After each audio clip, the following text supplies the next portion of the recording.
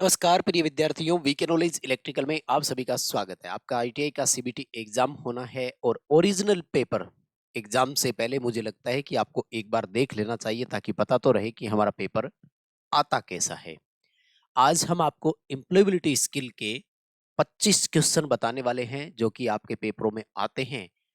पढ़ना इसलिए भी जरूरी होता है क्योंकि आपके सीबीटी एग्जाम में बहुत सारे जो क्वेश्चंस होते हैं वो प्रीवियस क्वेश्चन से रिपीट हो जाते हैं। इसलिए इस पेपर को देख लो। आपको कुछ जानकारियां दे देता हूं, पहले वो सुन लीजिएगा। एक पूरा ओरिजिनल पेपर 2024 का हम आपको हल करवा के दे चुके हैं। 75 एमसीक्यूज उसमें पूरे, यानी electrician theory, engineering drawing, workshop calculation और employability and skill, employability skills जो है पूरा 75 क्वेश्चन का सेट फर्स्ट ईयर 2024 में जो हुआ था वो वाला आप उसको जरूर देखना समय निकाल कर। इसी वीडियो की प्लेलिस्ट में वो भी है, यानी ये वीडियो जहां आप चलाएंगे उसमें एक प्लेलिस्ट मिल जाएगी। नहीं है तो सीधा जाकर देख लो, ITI first year CBT exam 2025 नाम से प्लेलिस्ट बनी हुई है। उस प्लेलिस्ट को आप एक बार चेक कर लो। आज हम यहाँ जो हल कर रहे हैं वो 25 क्वेश्चन हल करेंगे एम्प्लॉयबिलिटी स्किल के। 14 जुलाई 2023 का ये पेपर है और थर्ड शिफ्ट का पेपर है, ओरिजिनल पेपर है, आपके सामने है, आप देख रहे हैं। इसके जो आपके वो 38 क्वेश्चन थ्योरी के हैं उसकी आपको अलग से एक क्लास मिलेगी, उसको आप अलग देखना। आइए शुरू करते हैं।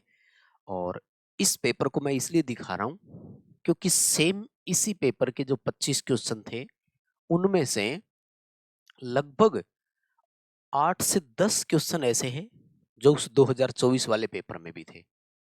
यानी मैं बोलना ये चाह रहा हूं कि अगर आप इन पेपरों को अच्छे से पढ़ लेते हैं तो आपके पेपर में पूरी संभावना बन जाती है। और इसके लिए हमने आपको हमारे ऐप में एक मॉडल टेस्ट सीरीज प्रोवाइड करवाई है जिसमें ये प्रीवियस क्वेश्चंस के पूरे सेट भी है, साथ में 75 प्रश्नों के सेट भी हमने वहां पर आपको अवेलेबल करवाए हैं। तो आप उसको जरूर ज्वाइन करना। डिस्क्रिप्शन में लिंक है, ऐप डाउनलोड कर लो। ऐप डाउनलोड करते ही आपको आईटीआई सीबीटी एग्जाम का सेक्शन मिलेगा, वहां पर आप क्लिक करेंगे तो आपको फर्स्ट ईयर के नाम से एक मॉडल टेस्ट सीरीज मिल जाएगी, उसको आप ज्वाइन करेंगे, ठीक है ना। तो ये डायग्राम वाले जितने भी है ये मैं करवा चुका हूँ पहले, और आप देखेंगे इतना अच्छा पेपर मतलब बन रहा है वो कि उस पेपर में सारे के सारे क्वेश्चन यहीं से रिपीट हुए लग रहे थे। मतलब 2023 वाला पेपर हमने यूट्यूब पर हल करवाया था, अगर कोई बच्चा वो पढ़ कर गया तो 2024 में सेम आए। आइए आज के इन प्रश्नों से शुरू करते हैं। सेक्शन 4 एम्प्लॉयबिलिटी स्किल शुरू हो गया और इसका पहला सवाल ये रहा आपके सामने। सरकार देखिए क्या पूछ रहा है। वो कह रहा है कि जब आप इंटरव्यू एटिकेट करते हैं तो डज क्या है। देखो, डज और डोंट दो प्रक्रिया होती है, क्या करें और क्या ना करें इंटरव्यू देते समय, यानी शिष्टाचार का पालन वगैरह कहलाता है ये। डज का मतलब क्या है? डज का मतलब सबसे पहला तो है कि बी कॉन्फिडेंट, यानी पूरी तरह से कॉन्फिडेंट रहें आप अपनी बात जो भी रख रहे हैं। यही बात मैं आपके प्रैक्टिकल की भी बोल चुका हूँ। अगर आपको नहीं पता प्रैक्टिकल कॉपी कैसे लिखनी है, एग्जामिनर महोदय को वाइवा कैसे देना है, जॉब कैसे बनानी है, तो इस पर मैंने एक वीडियो बनाया, पूरा टाइम निकाल कर जरूर देखना। मैंने उसमें आपको यही कहा था कि आप एग्जामिनर जब वाइवा ले आपसे और सवाल पूछे तो कॉन्फिडेंस के साथ उत्तर देना। उनको ये लगना चाहिए कि हाँ बच्चे ने पढ़ा तो है, मैंने जो सवाल पूछा है उसका हो सकता है इसको आंसर नहीं आ रहा है लेकिन साल भर इसने मेहनत जरूर की है। तो जब भी आप इंटरव्यू वगैरह दे, बी कॉन्फिडेंट, अपनी बात को मजबूती से रखें। इसके अलावा और भी है, लिसन टू अदर्स, दूसरे को सुने, है ना, कम बोलें, ये सारी चीजें उसमें आती है। अब जो मैं 2024 का पेपर हल करा रहा था उसमें उसने ये पूछा कि कौन सा डोंट है, यानी क्या नहीं करें। तो नहीं करे में देखो सबसे रहा, बहुत ज्यादा इशारे करना, एक्स्ट्रा नहीं बॉडी लैंग्वेज का इस्तेमाल करना, ठीक है, बहुत ज्यादा कैजुअल कपड़े नहीं पहनने, है ना, अनावश्यक बहस ना करें, और नौकरी पाने के लिए अपनी क्षमताओं के बारे में झूठ ना बोलें। तो ये सारी चीज वहां पर ना करें। यानी कहने का मतलब ये है कि एक क्वेश्चन इस डोंट और डज वाले में से बनेगा। चारों विकल्पों को ध्यान से पढ़ना, आपको इजीली समझ में आ जाएगा, इस बात की मैं गारंटी देता हूं कि उस क्वेश्चन का आंसर क्या है। क्योंकि तीन ऑप्शन है ना, वो एक जैसे होंगे और चौथा ऑप्शन उनसे अलग होगा। आपको पहचान में आ जाएगा, पकड़ में आ जाएगा। आइए अगले क्वेश्चन की तरफ आगे बढ़ते हैं। सोशल नेटवर्क साइट का नुकसान क्या है? पहले तो ये बताओ मुझे, सोशल नेटवर्क साइट कौन सी है, क्योंकि पेपर में सवाल ये भी आएगा, निम्नलिखित वैसे कौन सी सोशल नेटवर्क साइट है या कौन सी सोशल नेटवर्क साइट नहीं है, तो फेसबुक, इंस्टा, ट्विटर, और आजकल तो अब यूट्यूब को सोशल नेटवर्क साइट में तो नहीं काउंट करते हैं, लेकिन मिसयूज उसका भी बहुत हो रहा है। क्या मिसयूज हो रहा है? इसकी हमें आदत लग जाती है, एडिक्टिव हो जाते हैं हम।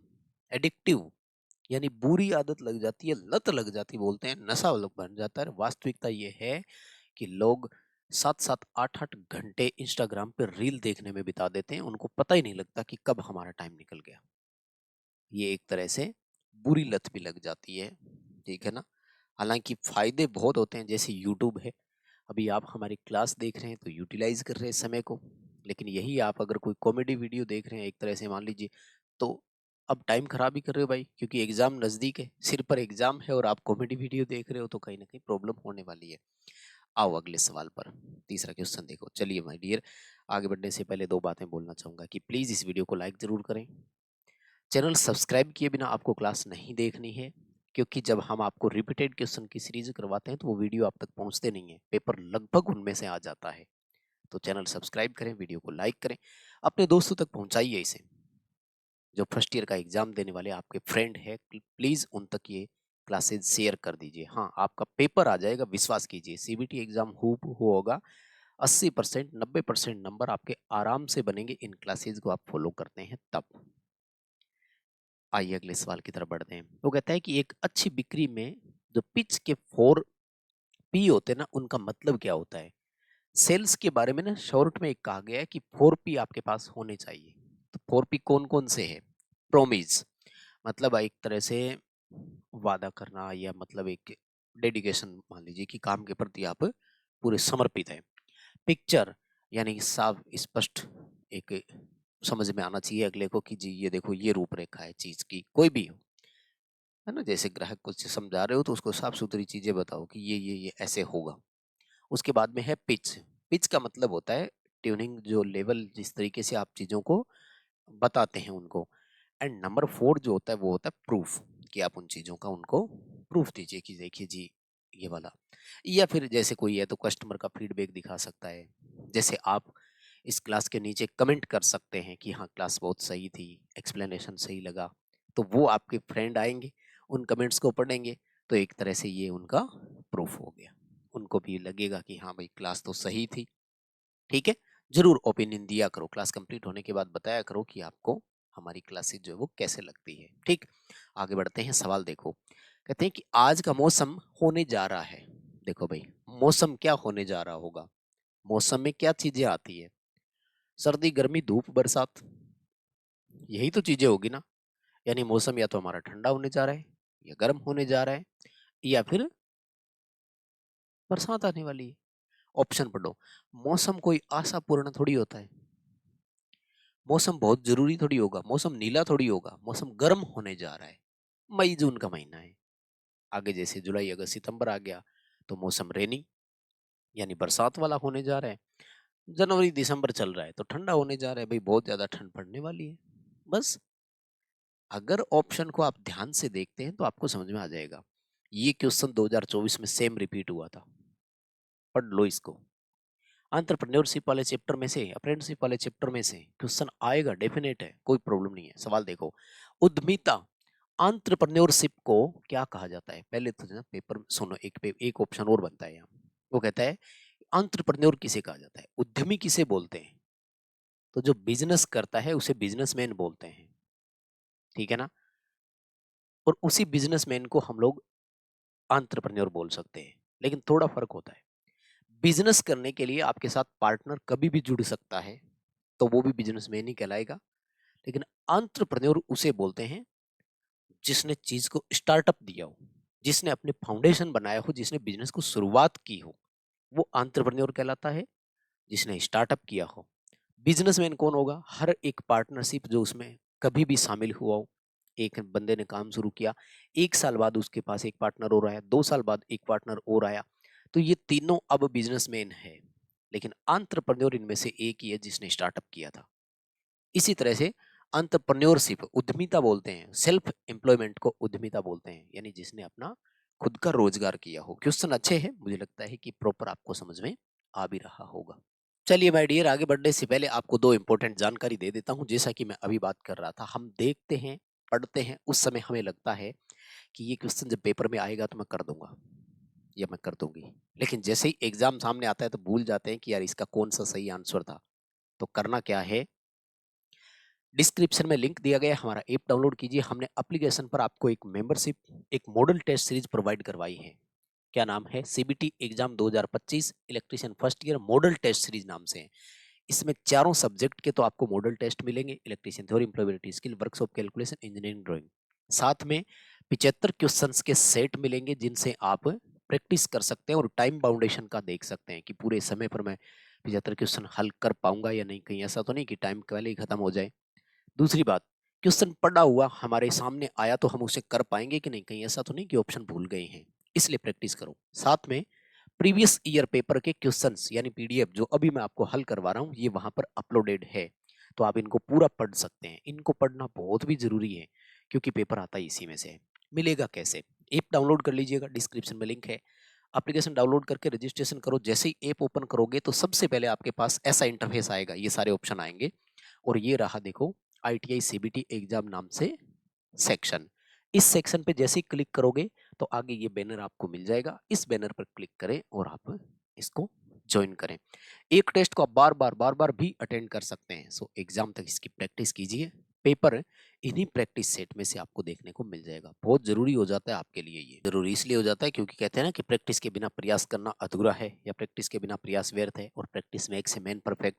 इसलिए थोड़ा जम करके प्रैक्टिस कर लो भाई, ताकि जब पेपर में सामने क्वेश्चन हो तो कोई कंफ्यूजन ना रहे, यार इसका क्या था मैं भूल गया, ये आदत नहीं आएगी। अगले क्वेश्चन पर आते हैं मेरे दोस्त। सवाल देखो, निर्णय लेते समय इनमें से किस पर विचार किया जाना चाहिए। जब आप डिसीजन ले रहे हैं किसी भी चीज पर, तो सबसे पहले आपको ये देखना है कि मेरी खुद की व्यक्तिगत प्राथमिकताएं क्या है। मैं किसी काम के लिए डिसीजन तो ले रहा हूँ, लेकिन ऐसे नहीं कि मेरे खुद के काम में मैं उलझा रहा हूँ।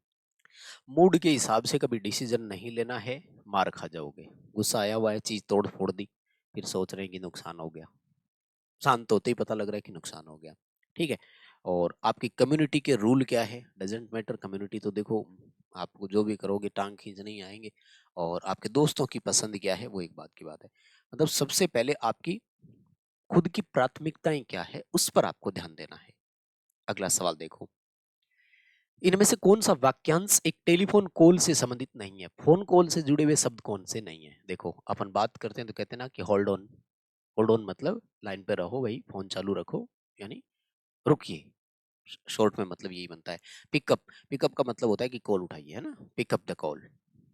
और उसके बाद कॉल बैक, कि मैं आपको बैक कॉल करता हूँ, बोलते हैं ना अपन ऐसे। क्या नहीं है, मेकअप नहीं है।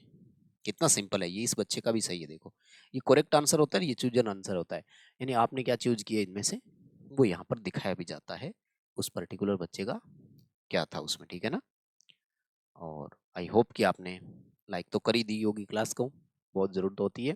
शेयर भी आपको करना है ताकि फर्स्ट ईयर वाले बच्चों तक ये क्लास पहुंच सके। पहुंचाना आपका काम है। क्लास एक बार अपने ग्रुप में डाल देना आप, क्योंकि जनरली साल में हम लगभग 8 महीने कंपटीशन वालों को तैयारी करवाते हैं, तो सीबीटी एग्जाम के लगभग 4 महीने ही मिलते हैं। सवाल सुनो, ये वो था 2024 वाले में रिपीट हुआ था सेम, वो दोनों पेपर उसमें डाले हुए हैं तो आप पढ़ लोगे। वो कहते हैं कि क्रिया का सही काल चुने, मतलब परफेक्ट टेंस पूछ रहा है आपसे कि कौन सा टेंस इसमें सेट बैठेगा, है ना। I music when I was child, जब मैं बच्चा था तब मैं गाने सुना करता था। ध्यान से सुनना, ठीक है ना। आई एम लर्निंग, ये अब का है कि मैं अब गाने सुन रहा हूँ। लर्न मतलब सीखना चाहता हूँ या सुनना चाहता हूँ। विल लर्न, ये फ्यूचर की बात कर रहा है ना, कि जब मैं बूढ़ा हो जाऊंगा तब गाने सुना करूंगा। इसका आएगा लर्नड, या इसने थोड़ा कम लिखा है, यहाँ पे वाज लिख दिया व्हेन आई चाइल्ड, तो यहाँ पर आप वर्ब की हेड लगा करके वर्ब की थर्ड फॉर्म भी लिख सकते हैं। हेड लर्नड था उसमें। अगर आप उसकी बात करेंगे 2024 का जो ओरिजिनल पेपर मैंने हल कराया, वो 75 क्वेश्चन वाला सेट आप जरूर देखना। प्लेलिस्ट बनी हुई है, प्लेलिस्ट में सारे सीक्वेंस से वीडियो डाले हुए हैं। इंपॉर्टेंट प्रैक्टिकल पर भी वीडियो दे दिया, प्रैक्टिकल में करना कैसे होता है उस पर भी वीडियो दे दिया। ठीक, तो इसमें वर्ब की एक तरह से थर्ड फॉर्म आती है कि जो काम हम कर चुके हैं। अगला सवाल, उचित इंटरोगेटिव के साथ विश्लेषण के साथ रिक्त स्थान भरिए। यानी कौन सा इंटरोगेटिव? इंटरोगेटिव होते हैं प्रश्न पूछे जाने वाले शब्द, जैसे कौन, कब, कहाँ, किसे, कैसे, कौन सा, ये सारे इंटरोगेटिव होते हैं। यानी who, where, when, which, whom, who, ये सारे इंटरोगेटिव होते हैं। क्या पूछ रहा है? अगर इसका आप क्वेश्चन ध्यान से देखेंगे तो हमें प्रॉपर समझ में आएगा। ये क्या कर रहा है? क्वेश्चन सुन के कहिए आर यू गोइंग, कहाँ जा रहे हो? अगर सवाल पूरा पेपर बनाओगे तो क्या बनेगा? कहाँ जा रहे हो? कहाँ किसके आता है? वेयर का आता है। वेयर आर यू गोइंग, आप कहाँ जा रहे हैं ना। व्हाट आर यू गोइंग तो नहीं हो सकता ना, व्हाट आर यू डूइंग हो सकता है, आप क्या कर रहे हैं। हु आर यू, आप कौन हैं, ऐसा बन सकता था क्वेश्चन। और विच का तो इससे तो कोई लाइन नहीं बनेगी, वैसे बना सकते हैं आप कोई भी, है ना। विच वन इज बेस्ट, मतलब कौन सा इसमें से सही है। खैर आप समझ गए। गोइंग मतलब जा रहे हो, तो फिर वेयर शब्द ही आएगा भाई, कहाँ जा रहे हो, स्थान की बात हो गई ना। ये जो मैं एग्जाम देने जा रहा हूँ। अगला सवाल। अब देखो एग्जामिनर क्वेश्चन को बदलने भी लग गया है। ये 2023 का पेपर है, 2024 में क्या किया कि इसका जस्ट अपोजिट दे दिया। हमारा जो पेज होता है ना, माइक्रोसॉफ्ट वर्ड की बात कर लीजिए, मान लीजिए, तो उस पेज में ओरिएंटेशन होते हैं दो तरह के। एक को बोलते हैं लैंडस्केप, एक को बोलते हैं पोर्ट्रेट। मैं दोनों बता देता हूं। लैंडस्केप होता है ये वाला, और पोर्ट्रेट होता है ये वाला। अब मैं लोकल भाषा के हिसाब से बताऊं, शायद राजस्थान, यूपी, बिहार में अपने बोला जाता है, एक होता है बड़ा पेपर, एक होता है खड़ा पेपर। अब अपने टेक्निकल भाषा पे थोड़े आ जाते हैं। एक होता है वर्टिकल, एक होता है हॉरिजेंटल। इनके वास्तविक नाम है लैंडस्केप और पोर्ट्रेट। तो जो खड़ा पेपर वर्टिकल होता है उसे पोर्ट्रेट बोलते हैं, और ये लंबाई के हिसाब से गिना जाता है, जैसे A4 paper, A3 paper, legal paper, letter paper. वैसे तो वो कहता है कि जब टेक्स्ट लंबाई के हिसाब से प्रिंट करेंगे तो उसे क्या बोलेंगे? पोर्ट्रेट। ध्यान से सुनना। अब की बार 2024 के एग्जाम में उसने ये पूछा कि चौड़ाई के हिसाब से अगर प्रिंट हो तो उसे क्या बोलते हैं। तो जब चौड़ाई के हिसाब से प्रिंट किया जाता है तो उसे लैंडस्केप मोड बोलते हैं। दोनों याद कर लो, न जाने एग्जामिनर आपसे कौन सा पूछ बैठे। तो पूरा पढ़ना है। सीपीयू का पूरा नाम क्या है? कंप्यूटर से जुड़ा हुआ पार्ट है। इसके पूरे नाम में तो आपको क्या ही इश्यू होगा? सेंट्रल प्रोसेसिंग यूनिट, केंद्रीय संसाधन इकाई या संग्रहण इकाई। मतलब मेन पार्ट है। इसे सीपीयू को क्या बोलते हैं? कंप्यूटर का ब्रेन, है ना। मस्तिष्क कहा जाता है, दिमाग कहा जाता है कंप्यूटर का, है ना। सबसे इंपॉर्टेंट यही तो है। और सीपीयू में भी तो दो चीजें मेन होती है ना, सीयू और एएलयू। खैर एक्स्ट्रा बात करने की जरूरत कहाँ है वैसे तो अपन को, क्योंकि आपके पेपर में तो सीधा आएगा अर्थमेटिक लॉजिक यूनिट और सीयू यानी कंट्रोल यूनिट। सारा खेल सीपीयू का ही है, कंप्यूटर में तो सारा रोल सीपीयू का ही है, इसमें और कोई दिक्कत नहीं। नेक्स्ट क्या कह रहे हैं देखो कि शब्दों के निम्नलिखित सेट को सार्थक वाक्य में फिर से व्यवस्थित कीजिए। मतलब एक लाइन टेढ़ी मेढ़ी करके दे दी आपको और कह रहे हैं। अगर आप इसको थोड़ा सा भी ध्यान से देखेंगे तो मुझे लगता है कि आपको प्रॉपर समझ में आ जाएगा। क्या करें यहाँ देखो, teacher school worked C A H. Confuse हो गए ना। सिंपल भाषा में समझे तो अब समझ में आ रहा है कि वह एक स्कूल टीचर के रूप में कार्य कर रही है या करती है। वर्कड लिखा है मतलब करती थी, कर लेते हैं कोई बात नहीं। तो फिर सिंपल सा आएगा कि शुरुआत सी से होगी। She worked as a school teacher, ठीक है ना। तो ऐसे वाक्य पूरा करवाने के लिए आपको भी विकल्प दिए जा सकते हैं। ये रहा, she worked as a school teacher, ठीक है। मतलब as a school teacher, as a college lecturer, यहाँ बन जाएगा। कहने का मतलब ये है कि एज ए उसके बाद में पोस्ट नेम आएगा, ये ध्यान रखना। और सबसे पहले सब्जेक्ट तो आता ही है, तो ये तो वैसे ही गलत हो गया, वर्कड पहले ही कर दिया इसने, ठीक है। सब्जेक्ट पहले तो आता ही है, सी, ही, इट, यहाँ से शुरुआत होनी चाहिए नॉर्मल क्वेश्चन अगर हो तो। अगर इंटरोगेटिव वाले क्वेश्चन हो तब अलग होता है। सवाल देखो क्या करें। व्यक्तिगत कमजोरी का एग्जाम्पल इनमें से कौन सा है? मतलब पर्सनल वीकनेस बोल दीजिए, इंग्लिश में पर्सनल वीकनेस लिखा है क्या? हाँ। पर्सनल वीकनेस क्या है? आलसी, ये पर्सनल वीकनेस ही तो है। समय पे उठ नहीं पा रहे हो, समय पे पढ़ नहीं पा रहे हो, कॉन्फिडेंस की कमी, हार्ड वर्किंग नहीं है, एक्टिव नहीं है, ये सब चीजें देखो। वैसे तो एक्टिव और हार्ड वर्किंग तो एक तरह से कमजोरी क्या, पर्सनल ताकत हो गई, है ना। कॉन्फिडेंस भी क्या है, ताकत ही है सारी। मतलब बाकी ये जो तीनों चीजें हैं ये व्यक्तिगत स्ट्रेंथ है। ये क्या है? पर्सनल ताकत है, व्यक्तिगत स्ट्रेंथ है। और वो एक है जो वो आलसी है, वो आपका वीकनेस हो गया। ठीक, आइए अगले सवाल पर, लेकिन एक बार फिर बोलूंगा, लाइक शेयर। बोलेंगे गुरु जी जिनको पसंद आएगा वो लाइक अपने आप कर देंगे, नहीं करते भाई, मैं देख रहा हूँ ना यहाँ पे, देखो बिना बोले लाइक हम करते ही नहीं है, इसलिए गला फाड़ फाड़ कर बोलना ही पड़ेगा, कोई इलाज नहीं है। तो ठोको लाइक, शेयर करना है जरूर, आप भी सब्सक्राइब करके रखो, 3 लाख सब्सक्राइबर के हम करीब है, आपको ही करवाने पड़ेंगे वो। सवाल देखो, पहली औद्योगिक क्रांति की शुरुआत कब हुई थी? इंडस्ट्रियल रिवॉल्यूशन कब हुआ था? 18 सेंचुरी की बात है, 18वीं शताब्दी में हो गई थी, है ना? तो सिंपल क्वेश्चन है, याद रह जाएगा सबको, कोई दिक्कत नहीं है। एसएमएस का विस्तार क्या है? ये 2024 वाले पेपर में फिर रिपीट हुआ था, ध्यान से देख लेना। अभी जो मैंने एक दिन पहले आपको हल करवाया है 75 एमसीक्यूज का सेट, उस सेट में ये सेम क्वेश्चन था, और बड़ा सिंपल भी है, शॉर्ट मैसेज सर्विस होता है, ठीक है ना, विस्तार से नहीं लिखा जाता, शॉर्ट में लिखा जाता है। और अगला सवाल देखो, कच्चे माल की खरीद, मजदूरी, वेतन, किराया, बिजली इत्यादि का भुगतान अगर हमें करना है, तो इसमें जो पैसा लगता है उसे क्या बोलते हैं? तो इसे वर्किंग कैपिटल कहा जाता है, कार्यकारी पूंजी कहा जाता है, वर्किंग पूंजी कहा जाता है, ठीक है ना। अचल पूंजी, फिक्स्ड कैपिटल होती है आपकी, जिसमें एक बार पैसा लग गया, ठीक है ना। कैपिटल इनकम नहीं, इनकम तो आती है वो है। और लॉन्ग टर्म कैपिटल होता है इन्वेस्टमेंट करना किसी चीज में, कि आज मैं यहाँ लगा रहा हूँ, इसके बदले मुझे 3 साल बाद रिटर्न मिलेगा, वो लॉन्ग टर्म कैपिटल होता है, ठीक। जैसे आजकल शेयर मार्केट में, म्यूचुअल फंड में, स्टॉक्स में अगर आप इन्वेस्ट करते हैं और 4 5 10 साल बाद उसमें से निकालेंगे तो उसके पैसे बढ़ जाते हैं, वो लॉन्ग टर्म कैपिटल होती है। सवाल अगला, रिक्त स्थान में उचित प्रतिवर्ती सर्वनाम के साथ भरें। क्या कह रहे हैं? प्रॉपर प्रोनाउन भरना है आपको, पढ़ो। सी हैज हर्ट, उसने अपने आप को दुख पहुंचाया, खुद को दुख पहुंचाया। सबसे पहली चीज तो देखो सी है ना, तो सी का क्या बनता है? हर बनता है भाई, है ना। इट कब लगता है? कोई निर्जीव वस्तुओं के लगता है, जैसे कोई स्थान का नाम आ जाए तब।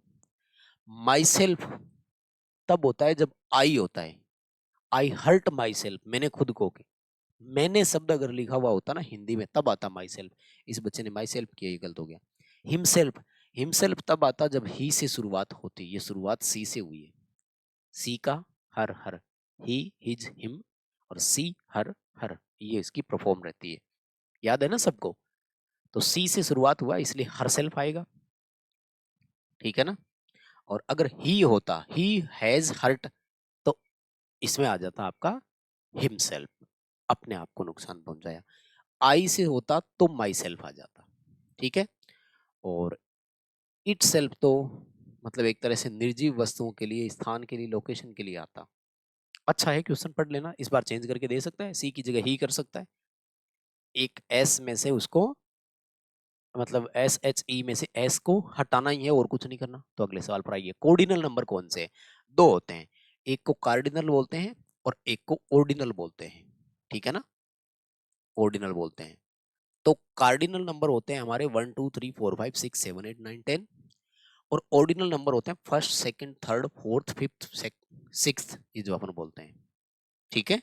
तो यहाँ देखो 1 दे दिया, तो 1 2 3 4 5 सीधे नंबर जितने भी देते हैं, सेकंड, फिफ्थ, एट, ये सारे के सारे क्या है?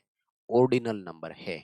अब सुनो ध्यान से, हम लोग जल्दबाजी करते हैं, पढ़ते हुए में ये लगता है कि हाँ ये तो मैंने पढ़ा है ना, वही आया होगा, ध्यान से पढ़ लेना। कॉर्डिनल और ऑर्डिनल में ज्यादा फर्क नहीं है, इसमें से उसको सी ए को हटा करके ओ ही लिखना है बस एग्जामिनर को, लेकिन ऑप्शन से पहचान जाते हैं, मैंने आपको कितनी बार बताया। ऑप्शन क्या करेगा? 1 4 8 ऐसे देगा, और एक बीच में लिखेगा, एक बीच में क्या लिखेगा? Like fifth, second, ninth, tenth, ऐसा कुछ लिख देगा, समझ रहे हैं ना। चेंज किया हुआ होगा कहीं ना कहीं, और वो चेंजेस आपको स्पष्ट नजर आना चाहिए, ये दायित्व आपका बनता है। अगले सवाल पर देखिए, अनुचित पद को पहचानिए, आइडेंटिफाई द इम्प्रॉपर टर्म। गलत क्या है इनमें से? पढ़ लो चार। एयर पोल्यूशन होता है, वायु प्रदूषण जिसको बोलते हैं, धुआं आ गया तो वायु प्रदूषण ही है। साउंड पोल्यूशन यानी ध्वनि पोल्यूशन है, नॉइज पोल्यूशन है, हो रहा है। वाटर पोल्यूशन, जल प्रदूषण भी हो रहा है, लेकिन ग्रीन पोल्यूशन नहीं होता। ग्रीन रिवोल्यूशन होता है, हरित क्रांति होता है, हरित प्रदूषण नहीं होता, ठीक है ना। ग्रीन रिवोल्यूशन होता है। ये इस बच्चे का गलत हुआ है, देखो यार कैसे, मेरे समझ में नहीं आ रहा भाई। कौन सा एक प्रदूषण नहीं है, ध्वनि प्रदूषण होता है, वायु प्रदूषण होता है, जल प्रदूषण होता है, लेकिन हरित प्रदूषण थोड़ी होता है। हरित क्रांति होती है, ग्रीन रिवोल्यूशन होता है, ग्रीन पोल्यूशन नहीं। अगला सवाल, वेन का पूरा नाम क्या है? ये 4-5 है, शायद आपको याद होंगे, इनको भी याद कर लो, क्या पता अब की बार इन्हीं में से पूछ ले। लेन वेन मेन, 3 तो यही आपको पढ़ाए होंगे शायद, है ना। इसके बाद में आजकल एक और जोड़ दिया जिसका नाम है पेन, तो ये चारों याद रख लो, है ना। Local area network, metropolitan area network, personal area network like Bluetooth, like wifi hotspot, ये पर्सनल एरिया नेटवर्क होते हैं। और वेन, वाइड एरिया नेटवर्क, ठीक है, वाइड एरिया नेटवर्क। ध्यान से पढ़ लेना, वाइड एरिया 2 दे रखे हैं, देखो इस तीसरे वाले पे कहीं ध्यान ही नहीं दिया, वाइड एरिया नेम पर ठोक गए हो, उत्तर गलत हो जाएगा, आते हुए नंबर काट लेगा एग्जामिनर। और हो सकता है अब की बार आपसे लैन के बारे में पूछ लिया जाए, तो उसको भी याद रखना, local area network, metropolitan area network, सब याद कर लो भाई। अब एक्स्ट्रा चीजें पढ़ो, सीबीटी एग्जाम में क्वेश्चन थोड़े बदलने लग गया है, सारे सेम टू सेम नहीं आते हैं क्वेश्चन। देखो, विंडो में नया फोल्डर अगर बनाते हैं तो बाय डिफॉल्ट नाम क्या आता है, ये रिपीट हुआ था, ये एज इट इज आया 2024 में। तो भाई पहला निवेदन तो ये है कि 2024 वाले प्रीवियस पेपर पढ़ लो, हमने आपको ऐप में प्रोवाइड करवा दिए हैं, ऐप डाउनलोड कर लो, मॉडल टेस्ट सीरीज ज्वाइन करो, उसमें सब कुछ है। एग्जाम के लिए वो कंटेंट अब अगले 10 दिन में पढ़ लो, सारा रिपीट हो जाएगा, सब समझ में आ जाएगा।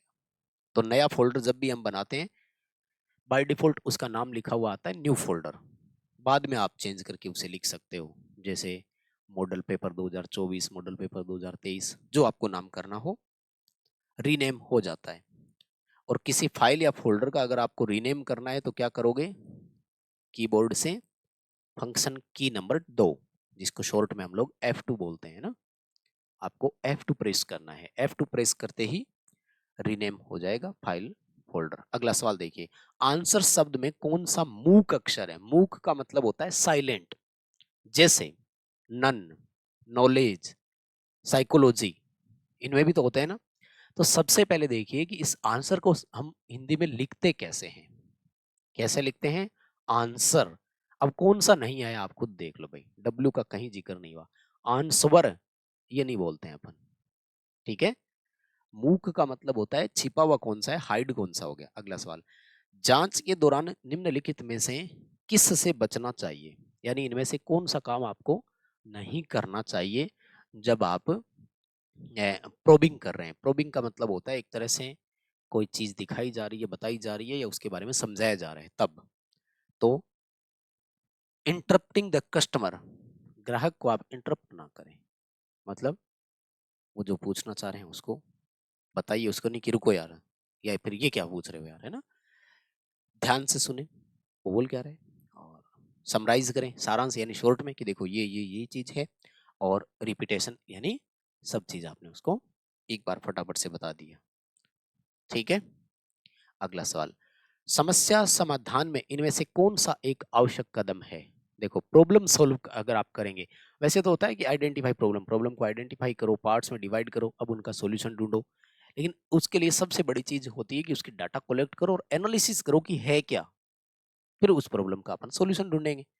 To gather and analyse data, data इकट्ठा करें और डाटा का विश्लेषण करें, समस्या का समाधान हो जाएगा। और आज का लास्ट क्वेश्चन मेरे दोस्त, 25वां सवाल, इनमें से कौन सा स्प्रेडशीट का एक्सटेंशन है? देखो, स्प्रेडशीट बनती है माइक्रोसॉफ्ट एक्सेल में, ये आपको ध्यान रखना है थोड़ा सा, नहीं तो चीजें गड़बड़ हो जाती है। एक होता है हमारा माइक्रोसॉफ्ट वर्ड, एक होता है माइक्रोसॉफ्ट पावर पॉइंट। क्या होता है? Microsoft power point. तो मैं पहले इन सब का बता देता हूँ। एक्सेल का XLS, ये पहले हुआ करता था, आजकल विंडो 2007 और विंडो 2010 में, यानी 7 के बाद जितने भी, 7 से जितने भी है उनमें एक्स और लगने लग गया। माइक्रोसॉफ्ट वर्ड में बनता है डॉक्यूमेंट, और डॉक्यूमेंट को बोलते हैं .docx। माइक्रोसॉफ्ट पावर पॉइंट में बनती है प्रेजेंटेशन, और प्रेजेंटेशन का होता है .pptx। ये तीनों याद कर लो, अब की बार कोई भी पूछ सकता है वो आपसे। स्प्रेडशीट माइक्रोसॉफ्ट एक्सेल में बनती है, तो एक्सेल का XLS होता है, ये पुराने वाले हैं इसलिए इसने एक्स नहीं लगाया। विंडो 2003 तक यही हुआ करता था। फिर भी मैं और बता देता हूँ। पीडीएफ का मतलब क्या है? पूरा नाम होता है पोर्टेबल डॉक्यूमेंट फाइल या पोर्टेबल डॉक्यूमेंट फॉर्मेट, दोनों में से कोई भी आ जाए चलेगा। MP3 किसका है? ऑडियो का है, केवल और केवल जिसमें आवाज आती हो। और DOC किसका है? माइक्रोसॉफ्ट वर्ड का, जिसमें डॉक्यूमेंट बनता है। बताइए मेरे दोस्त, सवाल समझ में आए क्या? चीजें समझ में आई क्या? हो गया कंप्लीट। इसके थ्योरी वाले 38 क्वेश्चन की वीडियो अलग से आपको प्रोवाइड करवाऊंगा। इसके लिए आपको चैनल सब्सक्राइब करके रखना होगा। प्लीज लाइक किए बिना नहीं जाएंगे, सब्सक्राइब आप भी करें, शेयर कर दो, क्लास दोस्तों तक पहुंचा दो ताकि वो भी इसको देख सकें। और प्लेलिस्ट बनी हुई है, जितनी क्लासेस दी है अटेंड कर लो। पूरे साल ITI नहीं गए तब भी विश्वास दिलाता हूँ 100% पास की गारंटी है, वो भी अच्छे नंबरों के साथ। 80% 90% नंबर आ सकते हैं अगर इन क्लासेस को फॉलो करते हैं तो। वीडियो लाइक करके दोस्तों तक पहुंचा दीजिएगा। मॉडल टेस्ट सीरीज जरूर ज्वाइन करना। बहुत धन्यवाद।